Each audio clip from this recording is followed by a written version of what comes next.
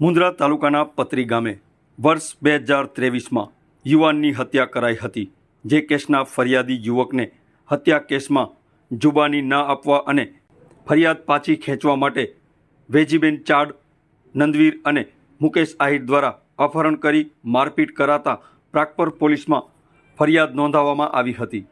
જે મામલામાં સામા પક્ષના કાજલબેને મીડિયા સમક્ષ આવીને આક્ષેપ કર્યા છે કે બંને પક્ષ પોલીસ સ્ટેશન ગયા હતા પણ પોલીસે માત્ર એક જ પક્ષની ફરિયાદ નોંધી છે અને અમારી રજૂઆત સાંભળવામાં આવી નથી।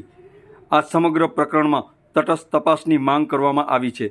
જો કે આ મામલે પોલીસનું કહેવું છે કે હાલ એક પક્ષે ફરિયાદ આપી છે, જો બીજો પક્ષ રજૂઆત કરશે તો તેમની પણ વાત સાંભળવામાં આવશે।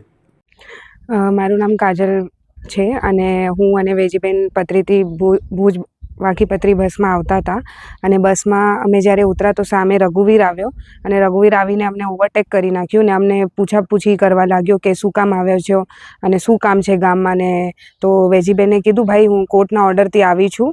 તો એટલામાં એને વેજીબેન ઉપર હાથ ઉપાડવા લાગ્યો, મને પણ માંડવા લાગ્યો। તો હું બીને નંદવીરભાઈએ ફોન કર્યો તો નંદવીરભાઈ 5 મિનિટમાં આવ્યા અને નંદવીરભાઈએ રઘુવીરને કીધું કે જે છે આપણે પોલીસ સ્ટેશનમાં જઈને વાત કરીએ। તો એને પણ કીધું કે હાલો આપણે પોલીસ સ્ટેશનમાં જઈએ। પોલીસ સ્ટેશનમાં ગયા તો પોલીસ સ્ટેશનવાળાએ એ લોકોની ફરિયાદ લીધી ને અમારી ફરિયાદ ના લીધી।